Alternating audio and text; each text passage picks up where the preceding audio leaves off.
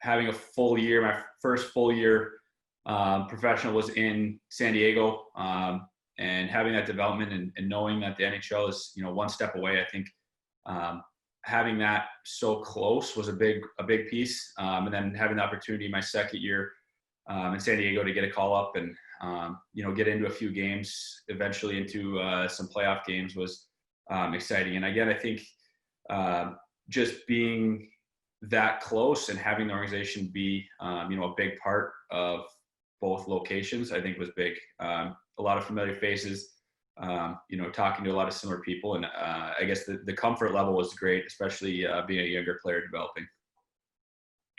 Follow up on playing for coaches.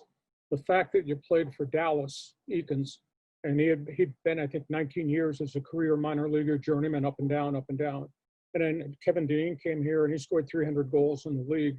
What value is it to a young player to have that type of mentoring and tutorship from guys that have been there, done that? Well, it's great. I think, one of the biggest pieces I liked about Dallas was, he's very personable. He cares about his players, and especially as a young guy, that helps tremendously. And, obviously his knowledge, his experience, is very good at getting across to players.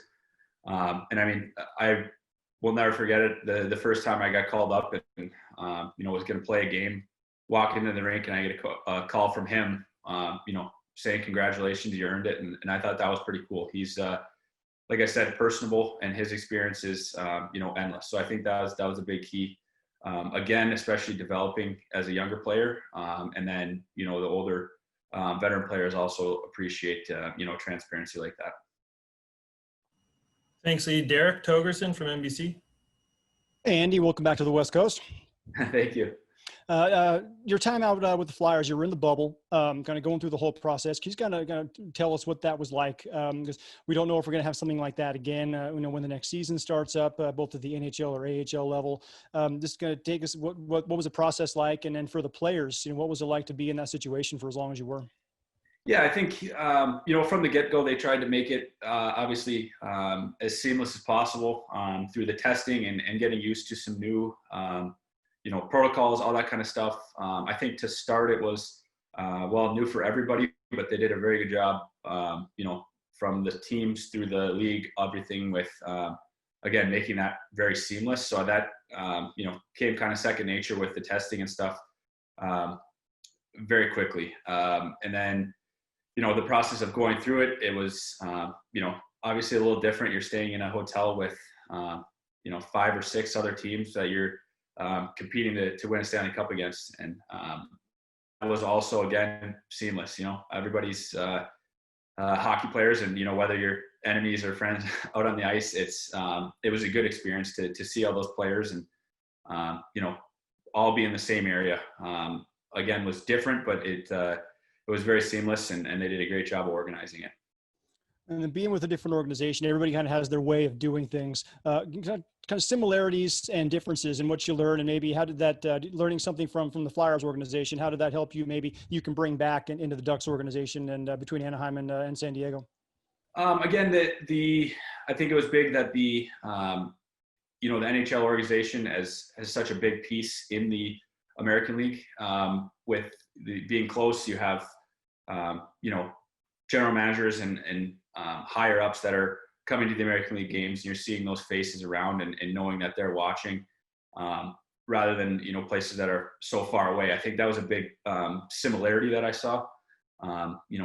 Trying to be transparent again all the way through the organization, and that was again a huge piece. Seeing those players or seeing those staff members around and knowing that they're there. I guess it's hard to do big similarities and differences with having an NHL organization. You can only see so much and know so much, and that's just part of the deal. So I guess it's tough to throw out a lot of similarities and differences just off the top of my head. And the last one for me would be from a physical standpoint. This has been a crazy year, and now we're going to have a much shorter kind of off season here. So physically, and how you feeling, and how are you kind of going about this off season? With, I mean, if we're starting in early December with games, I'm sure training camp's going to be starting up pretty soon here. So how are you guys taking care of your bodies and doing things maybe a little bit different than you could before, to make sure that if you're going to go through another long season, a full season now, that you have this really strange off season? Yeah, of course. Coming back, it's a little more important to not take too much time off. Obviously, the rest is important, but for myself, being up there and able to get a lot more workouts in and staying in shape versus playing every other night. So individually, it's obviously different times, but I mean, I think timing wise, it should be fine. Obviously, need to stay on a schedule, and in the summertime, often you have time to take a break and start a little slower. I think having that time into the bubble and getting a lot of work done leading up to that, and then through that, it will translate well timing wise, just to stay in shape and stay on the ice and not have to worry too much about resting a body and getting away from hockey. I think mentally, it's a big piece too. Your off season is so important for the mental side, and I think that having a short break, but kind of sticking with it is going to be good. Thanks, Andy. Thank you. AJ? Hey, Andy, welcome back to the Ducks organization. So as free agency opened, just kind of take us into the conversations you were having and what ultimately led you back to the Anaheim organization. Yeah, I guess my first taste with free agency last year was, I guess, a little more comfortable. You have that the wiggle room to communicate with teams and try to weigh the options a little bit more ahead of time. And this year, obviously, didn't have that. It was kind of shot of the gun and things were on. So it was a little more interesting. But again, as a young player, I'm looking to find a spot. To become an everyday NHL player. And it was the best fit to go back to Anaheim. And obviously there's a few reasons, that I'm very happy to go back. The familiarity a bit is a big one that, it wasn't a key factor, but that definitely is kind of a cherry on top to go back to somewhere that you're familiar with. And, a lot of the players and faces that you have played with in the past. And now that you've kind of started this weird off season, I know you were up in the bubble, but how much do you just miss that sort of this time of the year? This is when you would be playing. This is when the season would be starting. How do you kind of deal with that difference now where you're preparing for another weird year in 2021? Yes, it's certainly different. I guess the hardest part was, June and July, and you're usually watching the Stanley Cup, and now you don't even know if things are going to ever happen. And so I think that was the weirdest one. I guess the strangest time. And now I think everybody's adapting a little bit to rolling with the punches and, taking what comes. And again, it is strange. I haven't been home in the fall time for a long time. Since school at least, but so that part's a little different. Usually you're into the regular season now. And we still don't have a set date on training camp. So it is certainly different. But again, I think over this past 6 to 8 months, everybody's kind of adapted a little bit in their own way to rolling with the punches. Now, are you back up in the Duluth area sort of training and everything? Yep.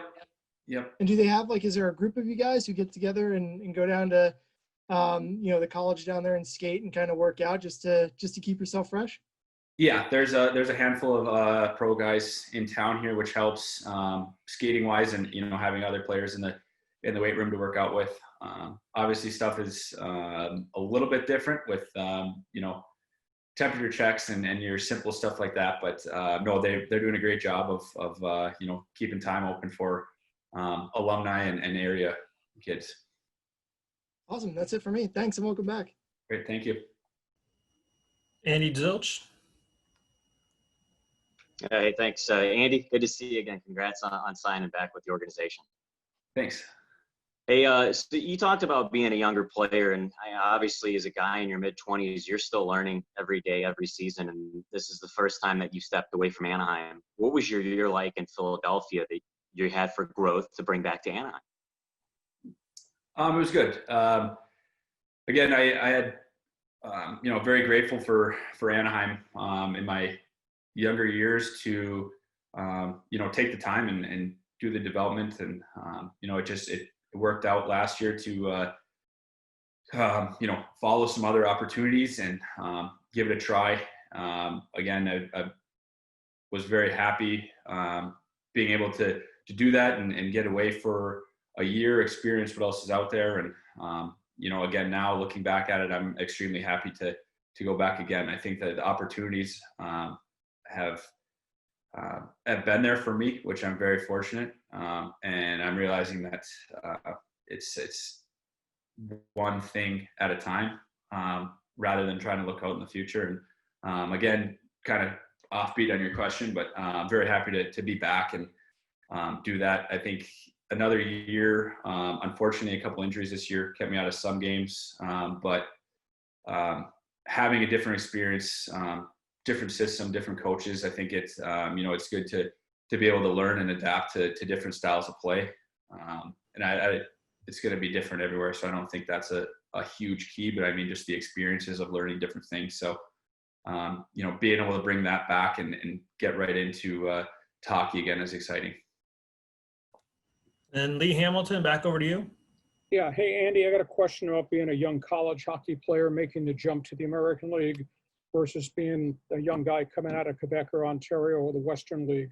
What's the transition like for a guy coming out of RPI or Union or Minnesota Duluth versus a kid that played in Quebec City or in Lethbridge, et cetera?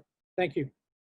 Yeah, I think, it's always going to be a hard topic no matter what. There's no right path for everybody. I think situationally, you being able to go into college, I had a year in the juniors, so that's an extra year on top of the 4 years at school. So I had, more time to be comfortable, physically develop, mentally develop in, I don't want to say a safer environment, but maybe a little more stable.